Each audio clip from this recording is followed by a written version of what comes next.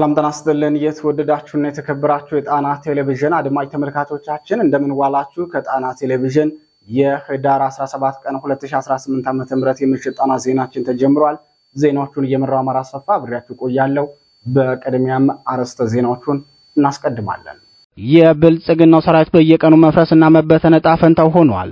ስናይፐርና ብሬን እንደያዙ ፋኖን የተቀላቀሉ ሲሆን በውጊያ ሜዳው ደግሞ በዛሬው ዕለት ብቻ 75 የብልጽግናው ሰራዊት ከጥቅም ውጭ ሆኗል። ይህ የሆነው በወሎ ቤት አማራ ጠቅላይ ግዛት ነው። ሙሉ መረጃውን በዝርዝር እናስደምጣችኋለን። ጎጃም ላይ የገባው የብልጽግና ሰራዊት ከፍተኛ ኪሳራ ደርሶበታል።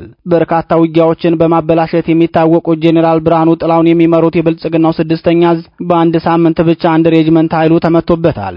የጎጃም አሁናዊ ትንቅንቅ በዝርዝር የምናስደምጣችሁ የግንባር መረጃችን ነው። ጎንደር ጠቅላይ ግዛት የገባ የብልጽግና ጦር ከፍተኛ ኪሳራ ሲደርስበት ቆይቶ የውጊያ ዕቅድ ክለሳ ማድረጉ ይታወቃል። ብልጽግናው በዚህ ቀጠና ሊተገብረው የወደዳቸው የውጊያ ዕቅዶች 3 ሲሆኑ ጸረ ሽምቅ ኃይሉን በብዛት ማስገባት፣ የህወሓት ደጋፊና አባላት የነበሩ የጦር መሪዎችን ውጊያ እንዲመሩ ማድረግና በንጹሃን ላይ የበዛ የጦር ወንጀል መፈጸም የሚሉት ናቸው። የሰዓቱ ዜናችን በጎንደር ጠቅላይ ግዛት ብልጽግናው ያወደመው ንብረትና የጎደለው የሰው ህይወት በጦር ወንጀል መነጽር እንዴት ይታያል በሚል ተቃኝቷል። የፋኖ መሪውን በአንደበቱ ነግሮናል። ሰዓቱን ጠብቆ ይደመጣል።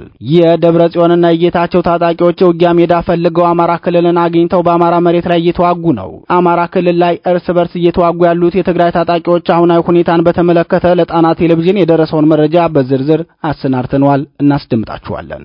የብልጽግናው ሊቀመንበር አሉታዊ ተጽዕኖ ዩጋንዳ ደርሷል። በአፍሪካ ከፍተኛ ፍልሰተኞችን በመቀበልና በበጎ በማስተናገድ የምትታወቀው ዩጋንዳ ፍልሰተኞችን በተመለከተ አስደንጋጭና ድንገተኛ ውሳኔ አሳልፋለች። ዩጋንዳ እዚህ ውሳኔ የደረሰችው በምን ምክንያት ነው የሚለውን በዜናችን የምትሰሙት የሰዓቱ ሌላው መረጃችን ነው። ሰዓቱ ሲደርስ ይቀርብላችኋል።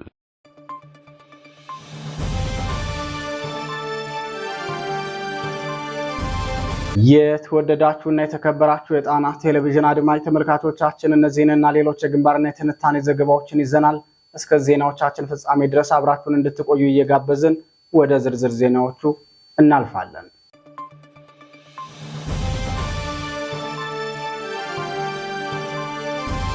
ወደ ቀዳሚው ዜናችን አመራን። ከ75 በላይ የብልጽግና ሰራዊት ከጥቅም ውጭ ሆነ። በአማራ ክልል ለዘር ማጥፋት ተልዕኮ የገባው የብልጽግና ሰራዊት በዛሬው ዕለት በሰሜን ወሎ ዞን ላስታ አውራጃ ከፍተኛ ኪሳራ ደርሶበታል። የአፋባ አፄ ምኒልክ ዕዝ ላስታ ሳምነው ኮር ሰራዊት ዛሬ ባደረገው ተጋድሎ 35 የብልጽግናን ሰራዊት እርምጃ ሲወስድበት 40ዎቹ ላይ ደግሞ ጉዳት አድርሶባቸዋል። የኮሩ ሚዲያና ኮሙኒኬሽን ክፍል ለጣና ቴሌቪዥን በላከ የተጋድሎ መረጃ የአማራ ፋኖ ብሔራዊ ኃይል አፄ ምኒልክ ዕዝ ላስታ ጄኔራል አሳምነው ጽጌ ኮር አካል የሆኑት እሸት ክፍለ ጦር፣ ውባንታ ባተ ክፍለ ጦር፣ በመደራጀት ላይ ያለው አህድ ራሳንችም እንዲሁም ነብሮ ተወርዋሪ ኮማንዶ ብርጌድ በጋራ ባደረጉት የቅንጅት ውጊያ ከ35 በላይ የብልጽግናን ሰራዊት እርምጃ ሲወስዱበት ከ40 በላይ ቆስለኛ ማድረግ ችሏል ሲል አስታውቋል።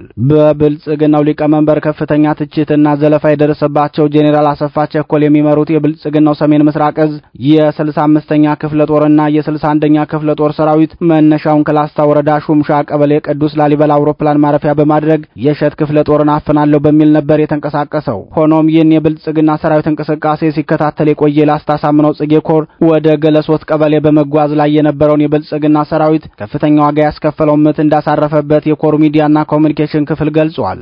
የኮሩ ቃል አቀባይ ክፍል በላከው መረጃ በዚህ ውጊያ እሸት ክፍለ ጦር በልዩ ስሙ እገርፍ ተካይ መንደር ማዶር አምባ ተብሎ የሚጠራውን ቦታ ሸፍና የተዋጋች ሲሆን ውባንታ ባተ ክፍለ ጦር፣ ራሳንችም ክፍለ ጦር፣ ነብሮ ኮማንዶ ብርጌድ በጥምረት በመሆን ከላሊበላ ከተማ ወደ ጋሸና የሚወስደውን አስፓልት መንገድ በተለምዶ በርታ ግራኛ አምባ ቻይና ካምፕ ድረስ በመዘርጋት ጠላትን ከፍተኛ ዋጋ ያስከፈለውን ምት ሲያሳርፉበት ውለዋል። በዚህም በድምሩ 75 የጠላት ሰራዊት ከጥቅም ውጭ ማድረግ ተችሏል ብለዋል።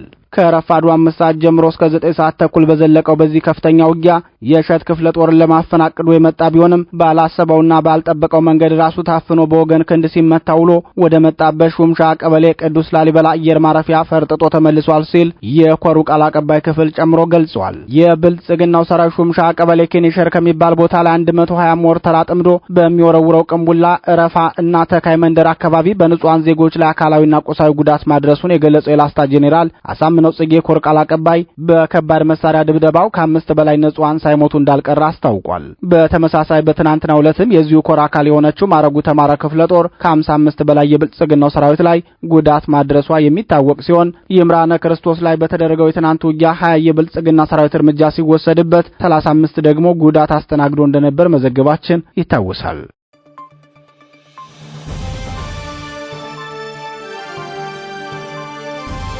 ወደ ተከታዩ ዜናችን እናልፋለን። በሳምንት ውስጥ አንድ ሬጅመንት ጦር አፍርሰናል። ፋኖ የብልጽግናው ሰራዊት በአማራ ክልል ከገባበት ጊዜ ጀምሮ ተደጋጋሚ ጉዳት የደረሰበት ሲሆን በዚህ ሳምንት ብቻ በጎጃም ቀጠና አንድ ሬጅመንት ጦር መፍረሱን ፋኖ አስታውቋል። በምስራቅ ጎጃም ዞን በተደረጉ ተከታታይ ውጊያዎች የብልጽግናው ሰራዊት ከፍተኛ ኪሳራ የደረሰበት መሆኑ ታውቋል። የአማራ ፋኖ ብሔራዊ ኃይል አጼ ቴዎድሮስ ህዝብ በምስራቅ ጎጃም ዞን ከደብረ ኤልያስ እስከ ማቻከልና ማኑኤል ድረስ ባደረገው ኦፕሬሽን በርካታ የብልጽግናውን ሰራዊት እርምጃ እንደወሰደበት ገልጾ ዛሬም ተጋድሎን በተጠናከረ መልኩ እንደቀጠለበት አስታውቋል። የዙ ቃል አቀባይ ክፍል እንዳስታወቀው በዚሁ ምስራቅ ጎጃም ዞን ጎዛምን አውራጃ የብልጽግናውን የመከላከያ ጄኔራሎችን ጭንቀት ውስጥ የከተተ አውደ ውጊያ አድርገናል ብሏል። ከሰሞኑ በማቻከልና ማኑኤል ቀጠናዎች የብልጽግናው መከላከያ ሰራዊት ከፍተኛ አዛዦች ጭምር የመሩት ልዩ የሌሊት ኦፕሬሽን በፋኖ ብርቱ ተጋድሎ መክሸፉን የገለጸው የዙ ቃል አቀባይ ክፍል የዛሬው የጎዛምን ወረዳ ተጋድሎ የብልጽግናውን ሰራዊት ከፍተኛ ኪሳራ ማድረስ የቻለበት መሆኑን አክሎ ገልጿል።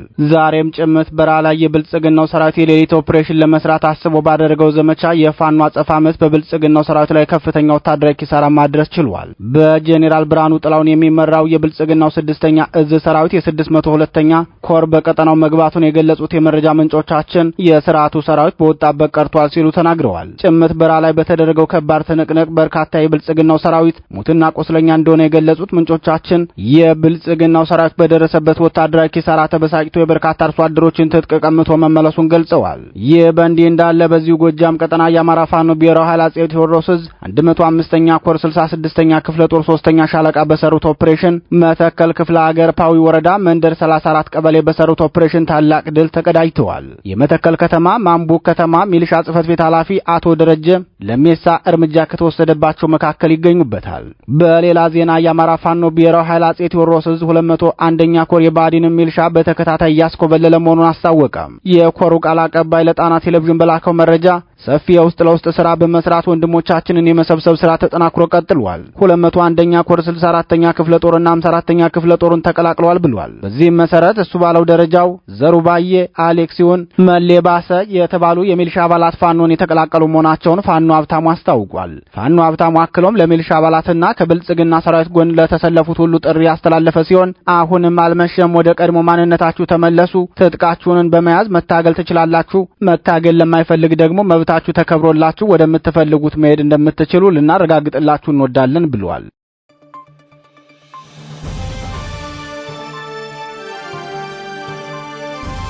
ዜናዎቻችን እንደቀጠሉ ናቸው። የብልጽግናው ሰራዊት ተጨማሪ የጦር ወንጀል ፈጸመ። በአማራ ህዝብ ላይ ዘረፈጅ ጦርነት ያወጀው የብልጽግናው ስርዓት ሁሉንም አይነት ውድመት እያደረሰ መሆኑን አርበኛ አበበ መልኬ ገለጸ። የአፋድ ጎንደር ጠቅላይ ግዛት ዕዝ 206ኛ ከፍ ያለው ደሴ ኮር ጄኔራል ኃይሌ ዘውባንተ ክፍለ ጦር በስማዳ አውራጃ ከብልጽግናው ሰራዊት ጋር የሚያደርገውን ተጋድሎ በድል ታጅቦ እንደቀጠለም አርበኛ አበበ ጨምሮ ተናግሯል። የክፍለ ጦሩ አዛዥ አርበኛ አበበ መልኬ ከጣና ቴሌቪዥን ጋር ባደረገው ቆይታ በቀጠናው ከዞኑ ከተማ ደብረ ታቦርና ከተለያዩ ወረዳዎች ተውጣቶ በኮሎኔል ይርጋ አርያ የተመራ ከገባው የብልጽግናው ምስራቅ ዕዝ 804ኛ ኮር 64ኛ ክፍለ ጦር ሰራዊት ጋር የምናደርገውን ውጊያ በድል እየተወጣን ዘልቀናል ያለ ሲሆን በተለይም የ64ኛ ክፍለ ጦር ሰራዊትን እየመራ የገባው ኮሎኔል ይርጋ አርያ የህወሓት ደጋፊ መሆኑን ተከትሎ ለዓመታት በጽናት ህወሓትን የታገልናትን ግለሰቦች በበቀል አጠፋለሁ ብሎ የበቀል ዛቻ በመዛት ነው የገባው ብለዋል። አርበኛው አክሎም በውጊያው ከፍተኛ ሰብአዊና ቆሳዊ ውድመት የደረሰበት የብልጽግናው ስርዓት በንጹሃን ላይ ያደርሰው ያለው ግፍ ጥላቻውን በግልጽ ያሳየ ነው ብለዋል። ከፍተኛ የጦር ወንጀል መፈጸሙን የተናገረው አርበኛ ኮሚሽነር አበበ መልኬ የሚደርሰውን ጉዳት ስትመለከት በህዝብ ላይ ጥላቻ ይዞ መዝመቱን እንድትረዳ ያደርጋል ብለዋል። ከአርበኛ አበበ መልኬ ጋር ያደረግነውን ቃለ ምልልስ ተከታትለን እንመለስ። አመሰግናለሁ። የአማራ ፋኖ ህዝባዊ ድርጅት ጎንደር ጠቅላይ ግዛት ዕዝ 206ኛ ከፍ ያለው ደሴ ኮር የጄኔራል ኃይሌ ዘውባንተ ክፍለ ጦር ዋና አዛዥ አርበኛ አበበ መልኬ እንደምን አላችሁ? አጠቃላይ በቀጠናው እንግዲህ ያልተቋረጠ ውጊያ ስታደርጉ መሰንበታችሁ ይታወቃልና እስከዛሬ ድረስ ያለው ሁኔታ ምን ይመስላል የሚለውን እንደው ለአድማጭ ተመልካቾቻችን ዝርዝር መረጃውን ብታጋራልኝ። እሺ አመሰግናለሁ አማረ። ያው እንግዲህ ከዚህ በፊትም ስትዘግቡት እንደሰነበታችሁ ያው መረጃው አለን። ዙሮ አሁንም ያው የተቋረጠ ነገር የለም። እንግዲህ በ64ኛ ክፍለ ጦር ምስራቅ እዝ በእነ ብርጋዴር ጀነራል ተሾመ ይመርና በኮሎኔል ይርጋሪያ የሚመራው ኃይል ነው የመጣ። አጠቃላይ በስማዳ ቀጠና ከሁሉም ከጋይንት ከደብረ ታቦርና ከወረታ ከአዲስ ዘመን አጠቃላይ የተውጣጣ ኃይል ወደ 600 የሚገመት ኃይል ነው በዚህ ቀጠና ይዞ የመጣው። አጠቃላይ ማዕከል አድርጎ የስማዳንና የኳሳን ቀጠና ይዞ ነው የኃይል እንግዲህ ዛሬ ወደ 3ኛ ሳምንቱን አስቆጥሯል። አሁንም በዛ ውጊያ ላይ ነው ያለነው። በዚህም ያው ከፍተኛ ፊልማ ተካሂዷል። እንግዲህ ከኛም መስዋዕት የሆኑና የቆሰሉም አሉ። እንዲሁ የጠላት ኃይልም ከዚህ በፊት ሲዘገብ እንደነበረው ከፍተኛ ቁስልና ሙት ሆኖ ነው ያለው። እንግዲህ በዚህ ላይ ያየንበት ምንድነው የኮሎኔል ከፍተኛ የሆነ የጽንፈኛ የህወሓት አክራሪ ውስጥ ሲታገል የነበረ ግለሰብ ነው። ጥላቻውም ቀንደኛ የአማራ ጥላቻ ይዞ ነው እየተንቀሳቀሰ ያለ። እንደ ግለሰብም እኛን አጠፋለሁ የሚል ፕሮፓጋንዳ እየነዛ ነው የሰነበተው። በዚህም እንግዲህ ውጊያ ፋኖን ተዋግቶ ማሸነፍ መምታት ወግ ነው። እኛም ተመሳሳይ የዚህን ሀገር አፍራሽ ሰራዊት መግጠም መምታት ያለ ነው። ግን ንጹሃን ምንም የማያውቁት ጨደው በየክምሩ ያሉትን አሁን የምህረው ጥቅ በመሆኑ እነሱንም ጭምር ገሏል፣ ረሽኗል፣ አቁስሏል። በተመሳሳይ በጠቅላላ በተለይም በኳሳ ዙሪያ የኳሳ ሚካኤል እና አቦ እንዲሁም ሻሾና ወርካዬ በሚባሉትና አጠቃላይ በመስዋ አቅጣጫ ላይ ባሉት የንጹሃን ገበሬዎችን በላባቸው ከብታቸውን ሽጠው የገዙትን መሳሪያ ሁሉ ዘርፏል። ወደ 32 ትጥቅ ያርሶ አደሩን እየወሰደ ነው። ተመሳሳይ ደፍሯል። እንዲሁም ደግሞ ንጹሃን ወጣቶችን በኳሳ ከተማና በዙሪያ ያሉትን በዱላ እየደበደበ በነጋዴዎችንም ጭምር እየደበደበና እያሸማቀቀ ከዛች ገበሬውን ገፈዋለሁ እስኪ መቶ ሲወጋኛ ያለው ፋኖን እየደገፋችሁ ነው። በግልጽ በተለይ የኳሳ ባበር ላይ ህዝቡን ሰብስቦ ምላሽ አልሰጥ ሲል እንደገና ፋኖን አላጠላላለት ሲል በድሮን አስመታቸዋለሁ መታቸዋለሁ እያለ ህዝብን ያል ነገር ሲዝት ነው የሰነበተው። አሁንም እየዛተ ነው። ተመሳሳይ እነዚህ ተግባሮችን ነው ሲፈጽም የሰነበተው። አሁንም እየፈጸመ ይገኛል። ወጣቶችንም እየደበደበ ነው። ቅድም እንዳልኩት እየደፈረ ነው፣ እየዘረፈ ነው። ይህን ተግባራት ነው እያደረገ ያለ። እንግዲህ አንድ የሀገር መከላከያ ሰራዊት አባል ነኝ ብሎ ከሚንቀሳቀስ ኃይል የሀገር አፍራሽነቱን እንቅስቃሴና የህወሓትን የውስጥ እንትን ይዞ በጣም የሚገርመው እኛ አብይን መጥላቱ የግለሰብ በጣም እንደግፈዋለን፣ እንዳንድ በጎ ነገር ይዘነዋል። በጣም የሚገርመው ሰርጎ ገብ የህወሓት በአንድ ድንጋይ ሁለት ወፍ የሚለውን ተግባር እየፈጸመ እንዳለ እኛንም ህወሓትን በፊት ታግለዋል። እንዲህ ታስረው ነበር፣ ህወሓት አስሯቸው ነበር፣ የህወሓት ጥላቻ አላቸው በሚል ጥንት የረገጠ ጥላቻ ይዞ ነው እየተንቀሳቀሰና ከኛ ጋር ገጥሞ ያለው። እንግዲህ የኛም ሰራዊት እሱን የጸረ ሽምቅ ነው የገባው። የሽምቅን እንቅስቃሴ የተማረና የሰለጠነ ክፍለ ጦር በመሆኑ እስካሁን ባለው ሂደት ተቋቁሞት ነው ያለ። አሁንም እንግዲህ እንደ ትልቅ አርጎት የያዘውን ከተማ ሲራብ ሲጠማ እጁን ይሰጣል እያለ በጣም በአሳፋሪ ሁኔታ የህዝብ ልጅ መሆኑን ረስቶ ፕሮፓጋንዳውን እየነፋ ነው ያለው። አሁንም በተጨማሪ እንደገና ባህር ዳር ላይ ስብሰባ እየተከናወነ ነው። ሁሉም ወረዳዎች አምነዋል። 200 ሺህ ብርና የቤት መስሪያ እንሰጣለን ወንድሞቻችሁን ንገሩ እያለ እየቀሰቀሰ ተራ ርካሽ በምግብና በስግብግብ ገንዘብ እየታገልን የሚመስለው ግለሰብ ነው። ይህን ሁሉ ሳይቀር ወርዶ የሚያደርግ ተልእኮ ይዞ እያስፈጸመ ያለ ነው። በተመሳሳይ እንግዲህ እኛ በወረዳው በተለይ በስማዳና በሙጃ ውስጥ ያሉ የመንግስት ሰራተኞችና አጠቃላይ የጸጥታ ኃይሎች አንዳንዶቹ ይህን ግለሰብ እንደተረዱት የውስጥ መረጃ ሁሉ አለን። የውስጥ ተልእኮን ይዞ እየፈጸመና አማራን የማሸማቀቅ የመግደል አንገት የማስደፋት ተግባር ይዞ እየተንቀሳቀሰ ነው ያለው።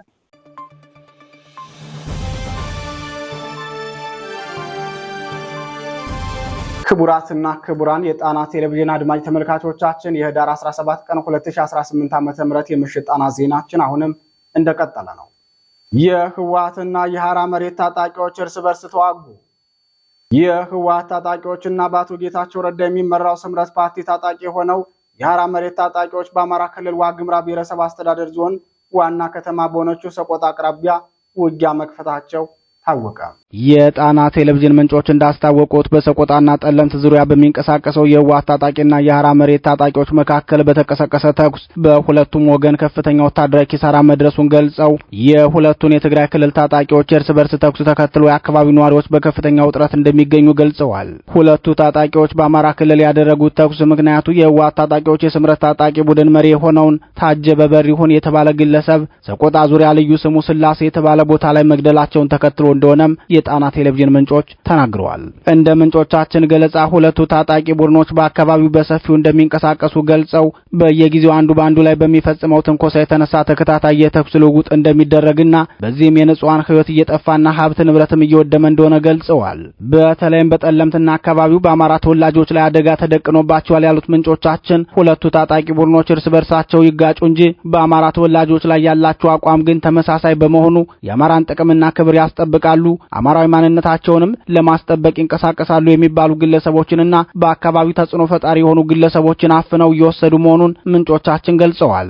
ሁለቱ ታጣቂ ቡድኖች የሚያደርጉትን የእርስ በርስ ውጊያም ሆነ በአማራ ህዝብ ላይ የሚፈጽሙትን ጥቃት በተመለከተ የብልጽግናው ሰራዊት ከመከላከል ይልቅ ሽፋን እንደሚሰጣቸው የአካባቢው ነዋሪዎች ተናግረዋል። በጠለምትና አካባቢው በርካታ የመሰረተ ልማትና የማህበረሰብ አገልግሎት ሰጪ ተቋማት ዝግ ሆነው እንደሚገኙ የገለጹት ምንጮቻችን በተለይም በትምህርትና ጤና ተቋማት ላይ የተጣለው እገዳ ትውልድ የማምከን ስራ ነው ሲሉ ያክላሉ። ጤናና ትምህርት ለማህበረሰብ እድገት መሰረት ቢሆንም የጠለምት ህዝብ ግን ህወሓት በስልጣን ላይ በነበረበት ዘመን ጀምሮ እስካሁን ድረስ ተገድቦ ይገኛል ብለዋል። አሁን ባለው ተጨባጭ ሁኔታ በጠለምት መሰረታዊ ልማቶችና ህዝባዊ አገልግሎቶች ሙሉ በሙሉ ተከልክለዋል ያሉት ምንጮቻችን ይህን ተከትሎም በአካባቢው ከፍተኛ ማህበራዊ ቀውስ ተፈጥሯል ብለዋል። አሁንም አካባቢው በሶስት የታጠቀ ቡድን ማለትም በብልጽግና በህወሓትና ከህወሓት ተሰንጥቆ ራሱን የህወሓት አማጺ ባደረገው ሐራ መሬት ታጣቂዎች ከበባ ውስጥ ገብቶ ነጻነቱን ተነፍጎ ይገኛል። ከህወሓትና የሐራ መሬት ታጣቂዎች በተጨማሪ የብልጽግናው ሰራዊትም በኮማንድ ፖስቱ ስም የሰብአዊ መብት ጥሰት እየፈጸመ እንደሆነ የአካባቢው ነዋሪዎች ለጣና ቴሌቪዥን ገልጸዋል። በዚህ ጉዳይ የፋኖ ምላሽ ምን እንደሆነ አልታወቀም።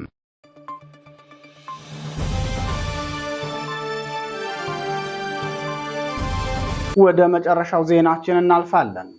ዩጋንዳ በስደተኞች ላይ ድንገተኛ ውሳኔ አሳለፈች።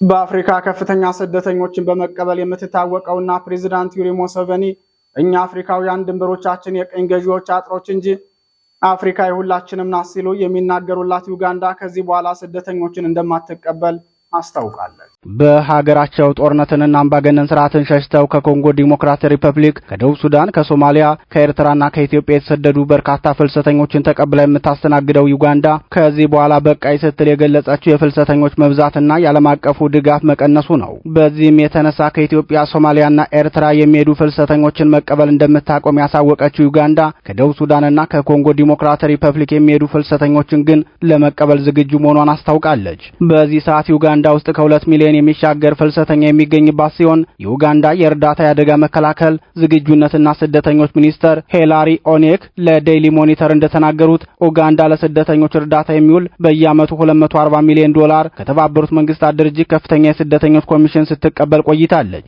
ይሁን እንጂ በአሁኑ ሰዓት ሀገሪቱ ከለጋሾች የምታገኘው የገንዘብ ድጋፍ ወደ $100 ሚሊዮን ዝቅ ማለቱንና በዚህ ዓመት የተገኘው ድጋፍ ደግሞ $18 ሚሊዮን ብቻ መሆኑ ፍልሰተኞችን ለመቀበል አዳጋች ነው ብለዋል። በመሆኑም አሁንም ቢሆን ኡጋንዳ በሯን ለስደተኞች ክፍት የማድረግ ፖሊሲዋን የምትቀጥልበት ቢሆንም ኢትዮጵያ፣ ሶማሊያና ኤርትራን ጨምሮ በአሁኑ ሰዓት ጦርነት ላይ ካልሆኑ ሀገራት የሚመጡ አዳዲስ ስደተኞችን ግን ከዚህ በኋላ የማትቀበል መሆኑን የሀገሪቱ ባለስልጣናት በአጽንኦት ገልጸዋል።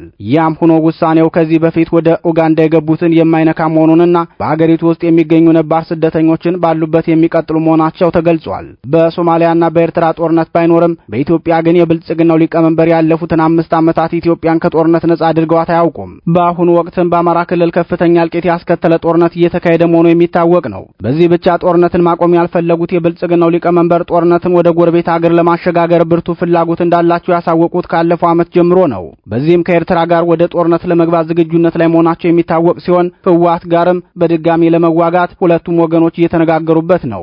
በመሆኑም የኢትዮጵያ ፍልሰተኞች ከሀገር የሚወጡበት በኢኮኖሚ ጦርነት ብቻ ሳይሆን በፖለቲካ አፈናና ጦርነትን ሽሽት ነው። በአፍሪካ በርካታ ፍልሰተኞችን በማስተናገድ ዩጋንዳ ቀዳሚ ስትሆን ኬንያና ኢትዮጵያን በርካታ የጎረቤት ሀገራት ፍልሰተኞችን የተቀበሉ ሀገራት ናቸው። ሆኖም ኢትዮጵያ ውስጥ የሚገኙ የጎረቤት ሀገራት በተለይም የኤርትራ ፍልሰተኞች በብልጽግናው ስርዓት ከፍተኛ ሰብአዊ ጥሰትና ከባድ ወንጀል እየተፈጸመባቸው መሆኑን በተከታታይ መዘገባችን ይታወሳል። በጎንደር ጠቅላይ ግዛት ዳባት ከተማ አካባቢ ከሚገኙ የስደተኞች መጠለያ ካምፕ የሚገኙ የኤርትራ ስደተኞችን የቆሰለ ሰራዊት እንዲያነሱ በብልጽግናው ሰራዊት ወታደራዊ አዛዦች መገደዳቸውና በውጊያ መሃልም የተመቱ መኖራቸውን መዘገባችን አይዘነጋም።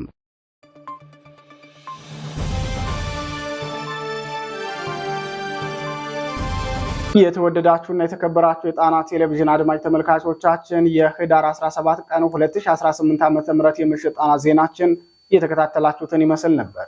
ዜናዎቹን እየመራው አማራ ሰፋ አብሬያችሁ ቆየው። የጣና ቴሌቪዥንን የዩቲዩብ ቻናል አማራጮች ሰብስክራይብ በማድረግ በቋሚነት ወዳጅ እንድትሆኑ እንጠይቃለን። ጣና ቴሌቪዥን ከሀቅ ጋር